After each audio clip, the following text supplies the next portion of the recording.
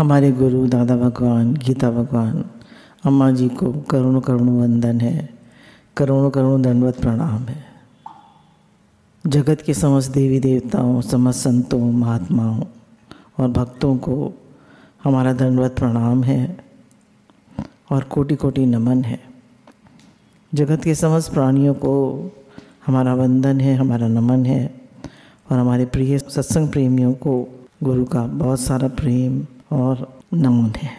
अब गुरु कहते हैं कि हमें एक बैलेंस लाइफ चाहिए होती है। हमारी लाइफ में एक बैलेंस होना चाहिए, कोई भी चीज़ कम ज़्यादा नहीं। जैसे भगवान ने कहा, जैसे भी आपने सुना कि सात्विक, राजस, तामस, तो ऐसे हमारे जीवन में भी सतोगुण की अधिकता होनी चाहिए। तो हमारा जीवन जो है एक बैलेंस्ड लाइफ होनी चाहिए। तो हमारी लाइफ में 5 जोन्स होते हैं। तो उसमें आपने सुन रखा होगा, हम लोग इसको फिर से ले रहे हैं, पर ये ज्ञान के पॉइंट ऑफ व्यू से लिया हुआ है, हम उसको भक्ति के पॉइंट ऑफ व्यू से लेंगे।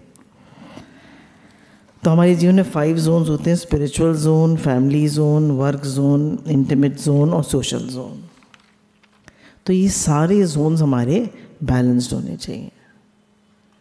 अगर ये जोन्स बैलेंस्ड होते हैं तो हमारी लाइफ भी बैलेंस्ड होती है। कुछ लोग होते हैं वो खाली काम में ही घुस जाते हैं, सारे टाइम काम काम काम काम काम।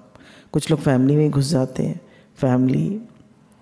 कुछ लोग पैसा कमाने में ही लग जाते हैं, कुछ लोग सोशल लाइफ निभाने में ही लग जाते हैं, कुछ लोग फैमिली में ही घुसे रहते हैं। तो क्या हमारे सब जोन्स बैलेंस्ड हैं? क्या हम सब जोन्स की तरफ ध्यान दे पाते हैं? तो गुरु कहते हैं अगर हमने सबसे पहले स्पिरिचुअल जोन आता है, क्योंकि मनुष्य जन्म का लक्ष्य परमात्मा प्राप्ति है। जैसे गोल सेटिंग की बात हो रही थी ना, तो मनुष्य जन्म का लक्ष्य परमात्मा प्राप्ति है। हम भगवान से प्रेम बढ़ाएं और हमारा भाव बने वासुदेव सर्वम, सब रूप में भगवान है। तो अब हमने भाव बनाया कि है ही भगवान, है ना। अम्मा जी जैसे कहते थे, है ही भगवान, भाव बनाओ। दादा भगवान कहते थे जैसे आम के सीज़न में आम ही दिखाई पड़ता है, अब जैसे आलू का सीज़न आएगा तो ट्रक भर के आलू, अब गेहूँ घटेगा तो ट्रक भर भर के गेहूँ, भूसा, ये आपको जब आप ट्रैवलिंग करेंगे तो यही नज़र आएगा, क्योंकि इसी का सीज़न है। तो दादा भगवान ने कहा कि मैं भगवान के सीज़न में आया हूँ, मैं जहाँ देखता हूँ मुझे भगवान ही नज़र आते। तो हमारे गुरु हमको कहते हैं तो अपनी ऐसी दृष्टि बना लो कि मैं तुझे हर जगह पाऊँ, है ना। गुरु हमारी ऐसी दृष्टि बनाते हैं और ऐसा भाव बनाते हैं कि सब रूप में भगवान है, सब गोविंद है, सब गोविंद है, गोविंद बिन नहीं कोई। तो हमारी भगवत दृष्टि बने, भगवत भाव बने, हमारा भगवान से प्रेम बढ़े, हम भगवान की ओर चलें, तो ये हमारा स्पिरिचुअल जोन है। तो ये गुरु मिलने से पहले ही कुछ भी नहीं होता है। गुरु हमारा लक्ष्य निर्धारित कराते हैं कि तुम्हारा लक्ष्य है भगवान, भगवान से प्रेम, भगवान से अपनापन। हमारा संबंध बनवाते हैं भगवान से कि तुम भगवान के हो, भगवान तुम्हारे हैं। ईश्वर अंश जीव अविनाशी, चेतन अमर सहज राशि, ममे वांचो जीव लोके जीव भूते सनातना। तुम मेरे ही अंश हो, तुम मेरे ही हो, तुम मुझे सर्वमम प्रिय सर्वमम उपजाए। भगवान ने कहा कि सब मुझे प्रिय हैं और सबको मैंने ही बनाया है। तो हम सब भगवान के हैं, we are all children of God. तो स्पिरिचुअल जोन क्या है कि अपने जीवन को एक राइट वो देना, टर्न, कि हम भगवान से जुड़ जाएं और भगवान से हमारा प्रेम बढ़ता जाए और हमारा भगवान से अपनापन हो, जो गुरु ही कराते हैं। अब देखिए इसमें एक हम लोगों के पुराना ये है एक कि हमको एक बच्चा था तो उसको 5 क्वेश्चंस मिले, उसको 5 सॉल्व करने थे, पर जो पहला क्वेश्चन था उसके 5 पार्ट्स थे। तो उसने सोचा कि मैंने 5 पार्ट्स कर दिए, 5 क्वेश्चन हो गए, पर 4 क्वेश्चन तो उसके रह ही गए। तो अब बच्चा वो क्या होगा, पास होगा या फेल? 20 नंबर का करा उसने, 80 नंबर का रह गया। तो अब गुरु बताते हैं कि हमारे जीवन रूपी प्रश्न पत्र में 5 प्रश्न होते हैं। जिन्हें हमें सॉल्व करना होता है।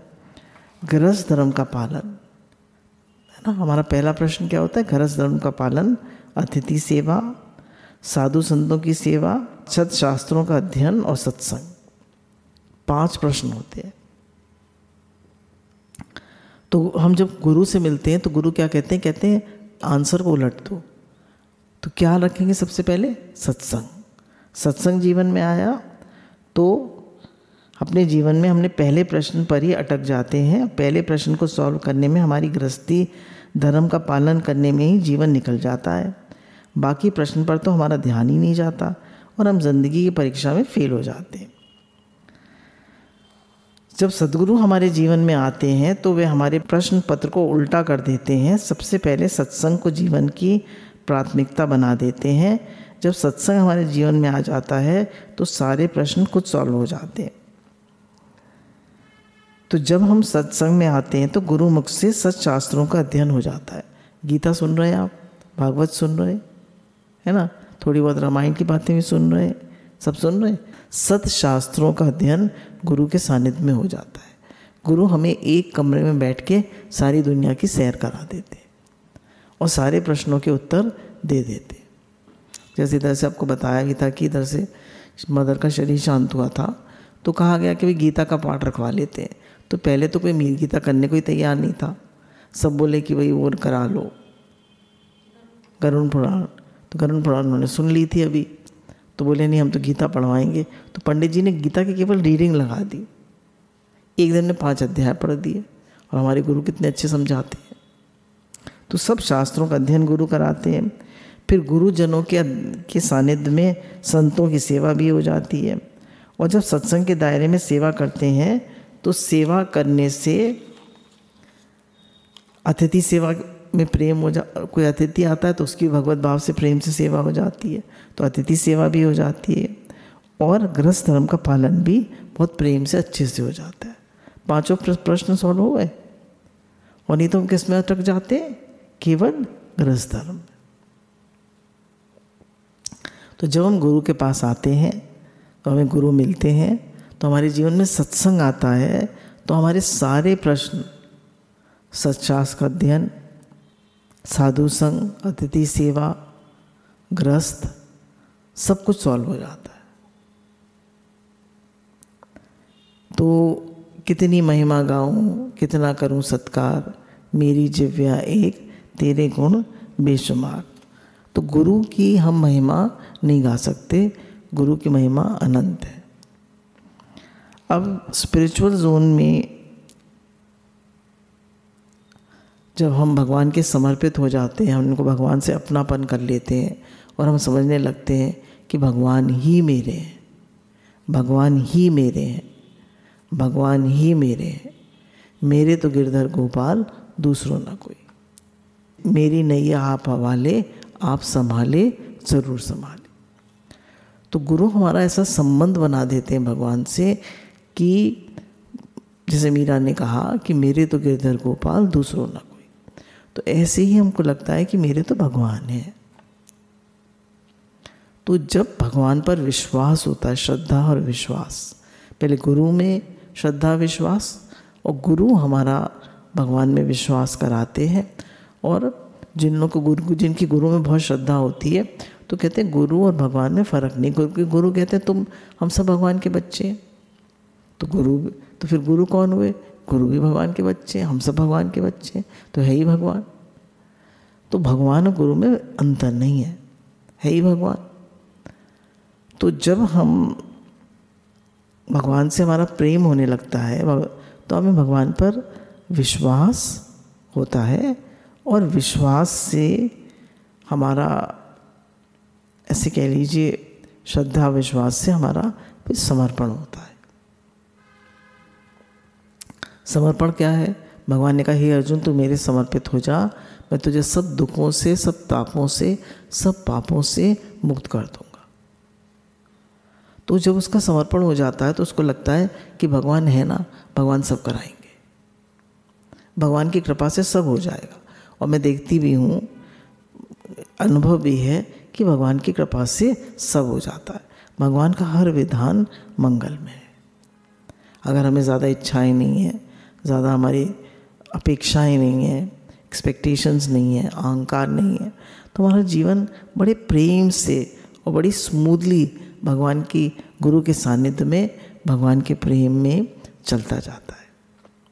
फिर गुरु कहते हैं 5 चीज़ों का, तुम अब आ गए हो ना मेरे सानिध्य में, गुरु के सानिध्य में आ गए, तो 5 चीज़ों का ध्यान रखो कि एक तो हम लोग, जैसे हर एक के जीवन में एक चीज़ प्रधान होती है जब वो मार्ग में चलता है। जैसे 3 मार्ग बताए, ज्ञान योग, भक्ति योग और कर्म योग। हमारे लिए मानिए हमने भक्ति योग को प्रधान माना, तो हमारे लिए नाम जप प्रधान है। तो अब हमने नाम को सबसे ज़्यादा प्रधानता दी कि मेरा नाम चलता रहे। तो नाम और नामी अभेद है। नाम जब हम लेते हैं तो हमारा भगवान से संबंध बना रहता है, हमें भगवान की याद बनी रहती है। हम बड़ा नाम नहीं ले सकते तो हे नाथ करते रहें, हरे कृष्ण करते रहे, पर एक भगवान की याद बनी रहती है। अंत समय में तो हम कहते हैं राम नाम सत्य है और राम नाम संग है, और जीते जी क्या कहते हैं, बच्चा बच्ची संग है, घर परिवार संग है, पैसा संग है, और रात अंत में राम नाम संग है। कुछ तो जाता नहीं साथ। तो विचार करना चाहिए, मैं कौन हूँ, मेरे जीवन का लक्ष्य क्या है, what is the goal of my life, this life is a preparation for going back to God। तो मैं क्या कर रहा हूँ। तो हमने जैसे नाम जप लिया, फिर शास्त्रों का पठन पाठन, नाम, सत्संग, शास्त्रों का पठन पाठन और सेवा और ध्यान। 5 चीज़ें हो गई। सेवा, सुमिरन, सुमिरन में जप आ गया, सेवा, सुमिरन, सत्संग, ध्यान और स्वाध्याय। 5 चीज़ें हो गई। तो इन चीज़ों में ही हमारा टाइम निकलता रहना चाहिए। तो जो व्यक्ति गुरु के सानिध्य में आ जाता है, स्पिरिचुअल जोन उसका डेवलप होने लगता है, तो वो ये जानता है कि मैं साधक हूँ। हम ये नहीं कहेंगे मैं गृहस्थी हूँ तो हमारे वही थॉट्स आएंगे। पर अगर हमारा ये भाव है मैं साधक हूँ, गुरु क्या कहते हैं, तुम सब साधक हो, तो मैं गृहस्थी नहीं हूँ, मैं साधक हूँ। तो मुझे क्या करना है, मुझे साधना करनी है, मुझे भगवान की ओर बढ़ना है। साधक का क्या कर्तव्य है, साधना करना। तो मुझे बिल्कुल टाइम वेस्ट नहीं करना है। मेरा हर minute, every minute lost without God realization is to be ashamed of. तो हर मिनट मेरा भगवान में लगे, कोई टाइम मुझे वेस्ट नहीं करना। फिर हमारा आता है फैमिली जोन। तो गुरु कहते हैं कि जितने भी हमें संबंध मिले हैं ये सब ऋण अनुबंध है पिछले जन्म में। क्योंकि बताया ना, दिस लाइफ की जो है ना, it is sum total of many lifes. जैसे हो देखिए, जैसे मानिए मैं ये एक सोल है, every soul is on a journey. हर जीवात्मा एक यात्रा पे है। तो जैसे मानिए ये एक जीवात्मा है ना, ये शरीर एक शरीर नहीं, ये एक जीवात्मा है, इसने इसको एक शरीर मिला है। तो अब ये अपनी यात्रा कर रहा है। अब जहाँ तक वो यात्रा कर चुका है, अब वैसा ही उसको इस जन्म में जीवन मिलेगा, वैसी माता पिता मिलेंगे, वैसी फैमिली मिलेगी, सब कुछ वैसी मिलेगा। अब फैमिली जोन में क्या होता है, हमको कुछ लोग ऐसे मिलते हैं जो लोग कि हमको कुछ हमारे मन के अनुकूल होते हैं, कुछ हमारे मन के विपरीत होते हैं। तो जिनके साथ हमें ऋण अनुबंध, सब संबंध क्या है, ऋण अनुबंध। हमें उनसे ऋण चुकाना है। ऋण चुकाना है मतलब हमें उनकी सेवा करनी है, उनसे प्रेम करके उनसे राग द्वेष को मिटाना है। ना राग करना है, ना द्वेष करना है। और प्रेम, all relationships are healed with love. सारी रिलेशनशिप्स कैसे हील होती हैं, प्रेम से। तो हमारा संबंध एक फैमिली में कैसे होना चाहिए, सिर्फ प्रेम का। पर कैसा, देखिए एक मिट्टी का लौंदा होता है, एक रबड़ की गेंद होती है। रबड़ की गेंद क्या करती है, उछलती रहती है, वो कहीं चिपकती नहीं है। और मिट्टी का लौंदा हर जगह चिपक जाता है। तो जब हम फैमिली में अधिकार भाव से और कर्तापने से रहते हैं तो हम मिट्टी का लौंदा बन जाते हैं। और जब हम live in the world but not of the world, संसार में रहते भी हैं पर उससे चिपकते नहीं हैं, तो हम कैसे बन जाते हैं? हम रबड़ की गेंद बन जाते हैं। हम सब सेवा भी करते हैं, तो गृहस्थ धर्म का जो है मेन है कि हम सेवा भी करते हैं पर चिपकते नहीं हैं, आसक्ति नहीं करते। आसक्ति किसी से नहीं करनी है, क्योंकि आसक्ति सिर्फ दुख देती है। जैसे गुरु आजकल बहुत बता रहे हैं सबकॉन्शियस माइंड का, कि जो एक बच्चा होता है जब वो पैदा होता है तो पैदा होने से 7 साल तक उसका सबकॉन्शियस माइंड फुली एक्टिव होता है, और जो वो सुनता है, जो वो देखता है, वो सबसे उसके माइंड में फीड होता जाता है और उसका माइंड डेवलप होता जाता है। दादा दादी क्या कहते हैं, सबसे पहले मम्मी पापा क्या कहते हैं, क्या देखता है वो, तो कैसा एनवायरनमेंट है हमारा। तो फैमिली जोन में हम क्या करते हैं कि हम बहुत अच्छा एक स्पिरिचुअल एटमॉस्फेयर अपनी फैमिली में क्रिएट करें, एक प्रेम का एटमॉस्फेयर जहाँ सब अपनी अपनी सेवा करें और एक प्रेम का भाव रहे। अब घरों में क्या होता है कि जब हम लोग रहते हैं तो एक्सपेक्ट करते हैं कि तुम मुझसे अच्छे से बोलो, मेरी अच्छे से सेवा करो, मेरे पर देखिए आप क्या घरों में रिलेशंस मधुर होते हैं? क्या माता पिता से सब बच्चे अच्छे से रहते हैं? क्या भाई भाई का रिलेशन अच्छे से होता है? क्या माता पिता और बच्चों का रिलेशन अच्छा होता है? क्या हस्बैंड वाइफ का रिलेशन अच्छा होता है? तो आप देखेंगे सभी रिलेशंस राग द्वेषात्मक होते हैं। तो क्या कारण है राग द्वेषात्मक का? क्योंकि किसी की भी एक्सपेक्टेशंस पूरी नहीं हो रही। तो गुरु कहते हैं don't expect but only accept.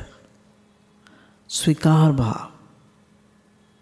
प्रेम क्या है? Acceptance. I accept you as you are. What is love? Accepting everybody as they are. Accept. Don't expect. देखिए expect is negative and accept becomes positive. जैसे हम एक्सपेक्ट करते हैं दूसरे से, ऐसे बोलता है, ऐसे करता है, ऐसे बिहेव करता है, ऐसा है वैसा है, अब क्या हो, ये एक्सपेक्ट हो गया। और एक्सेप्ट, तुम जैसे हो आई एक्सेप्ट यू। तो जब हम एक्सेप्ट करते हैं तो हमारे प्रेम में वो बदल भी जाता है। तो अब हमने एक्सेप्ट किया, तो हर एक फैमिली जोन में क्या होता है, acceptance is the most important part.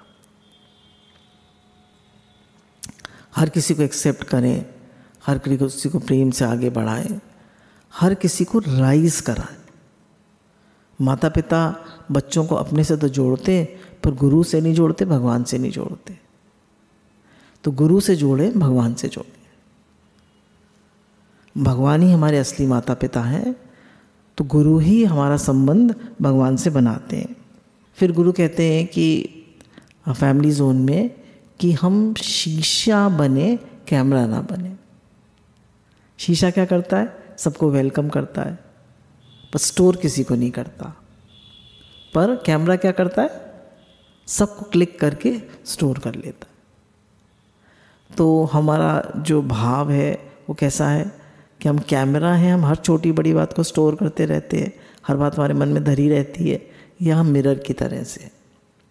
Mirror welcome तो सबको करता है, सब बात को, पर स्टोर किसी को नहीं करता। तो हमें स्टोर कुछ नहीं करना है, सबको लेट गो कर देना है। लेट गो, कोई बात नहीं। सब सीख रहे हैं। We all are students, this life is a university and we all are learning. सब सीख रहे हैं। सबको आगे बढ़ाइए, सबको प्रेम से आगे बढ़ाइए, सबकी तारीफ करिए, एप्रिशिएट करिए, प्रेम दीजिए, सबको आगे बढ़ाइए। फिर फैमिली जोन में एक बहुत इंपॉर्टेंट बात होती है सहनशीलता। सहन करें। जैसे एक हाथ आया है ना, गुस्सा आया, किसी एक को गुस्सा आ रहा है, एक हाथ आया थप्पड़ मारने के लिए, दूसरा झुक गया, तो थप्पड़ लगेगा उसको? नहीं लगेगा। क्यों? दूसरा झुक गया ना। तो झुक जाएं, सॉरी कह दें, बहस ना करें। तो ये एक जना घर में, जैसे कहा, एक चुप 100 सुख। तो फैमिली जोन में क्या होना चाहिए? कम बोलें, अपना मन भगवान में लगाएं। हम सबका लक्ष्य भगवान। और जो यंग लोग हैं वो सेवा करें, बड़े लोग हैं जैसे दादा दादी हैं, घर में सास ससुर हैं, वो सेवा, वो भजन करें। तो गुरु कहते हैं home is the centre of love, not the circumference of love. मतलब घर जो है प्रेम का केंद्र तो है, पर दायरा नहीं है। हम घर को दायरा बना लेते हैं, मियाँ बीवी बच्चे समेत। हम क्या कहते हैं? मियाँ बीवी बच्चे समेत, this is my family. This is not your family, this whole universe is my family. वासुदेव कुटुंबकम। हम सब, हमारा कुटुंब क्या है? वासुदेव कुटुंबकम। हमारे शास्त्रों में कहा कि this whole universe is my family. और हम कह रहे हैं हमारे मियाँ बीवी बच्चे समेत, दो बच्चे और हम हस्बैंड वाइफ, यही हमारी फैमिली है। ये हमारी फैमिली नहीं। तो गुरु हमको कहते हैं चिड़िया, गाय, गिलहरी, कुत्ता, कितने भी घर में आपके अतिथि आते हैं, कितने भी लोग आते हैं, मोहन निवास में तो कितनी सेवाएं चलती हैं, कितनी सेवाएं चलती हैं। सब हमारी फैमिली है। जो आ जाए वो हमारी फैमिली है, सब हमारी फैमिली है। This whole universe is my family. तो ये गुरु ने कहा कि फैमिली जोन में, पहले हम लोग बहुत बताते थे इस पॉइंट को, कि give roots and wings to your children. हम रूट्स तो देते हैं उन्हें, अच्छे संस्कार दीजिए उनको, और साथ में विंग्स भी दीजिए। विंग्स मतलब make them independent so that they can live in the world very creatively, और खूब अपना काम अच्छे से करें, खूब मेहनती हों, ईमानदार हों, सच्चे इंसान हो, है ना, सच्चे इंसान हो, जो गुरु बता रहे हैं, ईमानदार हों, सच्चे हों, मेहनती हों। ऐसे बच्चे आप बनाइए जो सबको सम्मान दे सकें। अहंकारी और ईगोइस्टिक, आप ईगोइस्टिक हैं तो आपके बच्चे भी ईगोइस्टिक होंगे। आप आलसी हैं तो आपके बच्चे भी आलसी होंगे। इसलिए हम फैमिली जोन से, एक फैमिली जो है, हर फैमिली, अगर मतलब जैसे उनसे मदर टेरेसा से पूछा गया कि भाई संसार में प्रेम कैसे आए, उनका love begins in the family. अगर हर फैमिली में माता पिता प्रेम वाले हैं, बच्चों को सच्ची शिक्षा देते हैं, तो पूरा समाज सुधर जाएगा। बच्चा सब कहाँ से सीखता है? फैमिली से। फिर गुरु को कितनी मेहनत करनी पड़ती है, उसके संस्कार गलत होते हैं तो गुरु फिर उसके संस्कार ठीक करते हैं। अब तीसरा जोन आता है वर्क जोन। वर्क जोन तो गुरु ने कहा कि देखिए, एक काम होता है, एक सेवा होती है, एक पूजा होता है। तो काम क्या है कि सब काम कर रहे हैं, काम कर रहे हैं, जो भी सामने देखा काम कर रहे हैं। काम है जस्ट काम कर रहे हैं बस, उसमें कोई भाव नहीं। सेवा क्या, जैसे माता पिता की सेवा होती है, गुरुजनों की सेवा होती है। अब पूजा क्या होती है? जब हम उसी काम को भगवत भाव से करते हैं कि भगवान की कर रहे हैं। गुरु की हम सेवा करते हैं तो भगवान की सेवा कर रहे हैं। माता पिता की सेवा करते हैं तो भगवान की सेवा करते हैं। एक स्त्री भोजन बनाती है तो प्रसाद बना रहे, भगवान का प्रसाद बन रहा। तो वर्क जोन में हमारी जो भी काम करें वो पूजा हो जाए। Work is worship. कितना ज़्यादा कहते हैं पहले काम करो काम करो काम करो, वर्क इज़ वर्शिप। तो वर्क इज़ वर्शिप, कौन सा वर्क इज़ वर्शिप? जो सच्चाई से, ईमानदारी से, मेहनत से और भगवत भाव से किया जाए, वही वर्क वर्शिप बनता है। तो गुरु कहते हैं कि तुम्हारा वर्क वर्शिप बनता जाए, हर काम भगवत भाव से करो। मैं सब काम भगवान के लिए करता हूँ, और फल की इच्छा, कर्मण्यवाधिकारस्तु मा फलेषु कदाचन, मुझे कर्म तो कर रहा हूँ पर फल की इच्छा नहीं है। भगवान जैसे रखें मैं वैसे खुश हूँ। अब 3 भाइयों की एक दुकान थी, तीनों भाई दुकान करते थे। तो एक भाई से पूछा, दुकान तुम क्यों करते हो? तो उसने कहा, घर में इतना खर्चा है, मैं बड़ा भाई हूँ, तो सब खर्चे को मीट करने के लिए मुझे मेहनत करनी पड़ती है, दुकान नहीं करूँगा तो क्या करूँगा? दूसरे से पूछा, तुम दुकान क्यों करते हो? तो उसने कहा कि भाई बाप दादा का काम है और तो लगा लगाया काम है, यही करता हूँ और क्या करूँगा। तीसरे से पूछा तो बोला मैं सत्संग में जाता हूँ, तो गुरु ने मुझे बताया कि भगवान की दुकान है और ग्राहक के रूप में भगवान आते हैं, मैं सबकी सेवा करता हूँ। अब देखिए तीनों कर्म कर रहे हैं, पर तीनों के एटीट्यूड में कितना फ़र्क है ना? तीनों के एटीट्यूड में कितना फ़र्क है। तो गुरु कहते हैं काम तो सब करते हैं, है ना? काम तो everybody is a Christ for their home. Christ, हर व्यक्ति अपने घर के लिए क्राइस्ट बना हुआ है। कर कर के स्त्रियाँ मर जाती हैं, पर फिर भी कोई खुश होता है? वो खुद खुश होती है? सोच के बताइए। वो खुद खुश होती है, घर वाले खुश होते हैं, कोई खुश नहीं होता। क्यों? क्योंकि हमारा एटीट्यूड राइट नहीं है। Attitude should be right. जैसे गुरु भगवान इतना बता रहे हैं कि आप एक कंपनी में काम करते हैं तो आप इस भाव से करते हैं कि ये मेरी कंपनी है, मुझे यहाँ बेस्ट देना है, या मैं नौकरी कर रहा हूँ। जैसे एक साधक ने बताया कि मैंने भी कुछ दिन नौकरी करी थी एक अच्छे बैंक में, HDFC बैंक में, एक बड़ी पोस्ट पे। तो हर एक आदमी उस बैंक को क्रिटिसाइज़ करता था कि बेकार है, बेकार है, बेकार है। अरे भाई काम क्यों कर रहे हो? जहाँ से तुम्हें जीवन निर्वाह के लिए पैसा मिल रहा, तुम उसको बेकार कह रहे हो, तुम उसको क्रिटिसाइज़ कर रहे हो। तो एटीट्यूड शुड बी राइट। हम घर में रह रहे हैं, घर वालों के साथ प्रेम से रहें, प्रेम से काम करें, प्रेम से सेवा करें, भगवत भाव से सेवा करें। तो ये बहुत ज़रूरी है। एक लड़का 8 घंटे खेल के आता है, 10 घंटे खेल के आता है मैच में और खूब खुश होता है, मम्मी आज हमने बहुत इन्जॉय किया, आज हमारा क्रिकेट मैच था, और खूब इन्जॉय करता है। मम्मी कहती तू तो बहुत थक गया होगा। नहीं मम्मी बहुत मज़ा आया, अब खाना लगा दो, बस मैं खाना खा के फिर थोड़ा पढ़ के सो जाऊँगा। थका हुआ नहीं है। मज़दूर आता है, वो थक जाता है। हम काम करके थक जाते हैं। क्यों? We don't enjoy our work. जैसे एक डॉक्टर साहब हैं, हम उनको जानते हैं, तो अपना एक्सपीरियंस बता रहे थे कि मैं जब यंग था, अभी भी हमने उनको देखा, अब तो वो करीब 90 साल के हैं, कि वो सेवा के लिए जाते हैं वृंदावन, राधा कुंड इत्यादि। तो कहते हैं मैं थकता नहीं हूँ, मैं बिल्कुल फ्रेश आता हूँ। और जब मैं यंग था तो मैं अपनी सेवा करता था, तो मैं जब घर आता था तो मैं बिल्कुल फ्रेश होता था। क्यों? क्योंकि वो अपने वर्क को वर्शिप समझते हैं, वो अपने वर्क को एंजॉय करते हैं। तो डू व्हाट यू एंजॉय। जो आप एंजॉय करते हैं, जो अपने वर्क को आप उसको बड़े भाव से करते हैं, उसको एंजॉय करते हैं, उसमें आपको खुशी मिलती है, तो उसमें आप कभी थकते नहीं। फिर गुरु कहते हैं कि इंटीमेट जोन आता है। पहले सोशल जोन ले लेते हैं। सोशल जोन जो है, सोशल जोन ये है कि भाई हम इस संसार में आए हैं तो हमारी कुछ समाज के प्रति कुछ हमारा दायित्व है। और जैसे सोशल जोन में हमारे सब रिश्तेदारी वगैरह भी आ जाती है कि हम अपने रिश्तेदारों को कैसे निभाते हैं।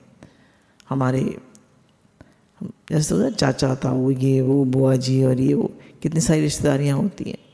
हम तो सत्संग में आए तो गुरु ने, हमारा तो अम्मा जी ने चेंज ही कर दिया कि अब तुम्हारा सत्संगी परिवार है, ये तुम्हारा परिवार है। और हमारा वो वाला परिवार काफ़ी हद तक मतलब प्रेम सबके लिए है, पर इतना वहाँ आना जाना नहीं रहता है। तो गुरु कहते हैं कि हर इमारत जो है नींव पर खड़ी होती है, हर इमारत। तो हमारी जो बेस है वो हर चीज़ का प्रेम है। तो हमारे जीवन में प्रेम होता है, हम प्रेमी होते हैं, तो हमसे जो भी काम होता है वो प्रेम से होता है। तो अब हम ये सोचें भाई हमको ये पूरी दुनिया है, तो गुरु ने कहा तुम क्या दे रहे हो? क्योंकि भक्त के लिए, ज्ञानी के लिए और कर्म योगी के लिए क्या बताया? सर्वभूत हिते रहता, जो सबके हित में लगा हुआ है। तो हमारा गिविंग नेचर होना चाहिए। गुरु कहते हैं what you give you get back. आप सोसाइटी को क्या दे रहे हैं? जैसे ये बात काफ़ी चलती है, be a rainbow in somebody else's life. हम सबकी ज़िंदगी में एक कुछ रंग लाएं, सबके दुख को बांटें, सबको खुशी दें। जैसे कहा अपनी दिवाली में तो हमने अपना घर रोशन करा, किसी और का घर रोशन किया, किसी और का, जैसे गुरुजी कितना बताते हैं कि भाई कोई आप तुमको दुखी दिख रहा है, उसका दुख दूर करने की कोशिश करो। खाली अपने लिए मत सोचो, खाली अपने लिए सोचोगे तो अपने मन को लेकर दुखी होते रहोगे, और सबके लिए जीना शुरू करोगे तो तुम्हारा अपने मन से दृष्टि हट जाएगी, अपने अहंकार से दृष्टि हट जाएगी। जब आप सबके लिए जीते हैं तो आपको खुशी आती है। When you help others, it gives happiness. Happiness is a byproduct of giving happiness to others. जब दूसरों को खुशी देते हैं तो आपको भी खुशी आती है। तो सोशल जोन क्या है कि आप सबकी सेवा करिए। दादा भगवान ने कहा the best charity is helping a man not to ask for charity again.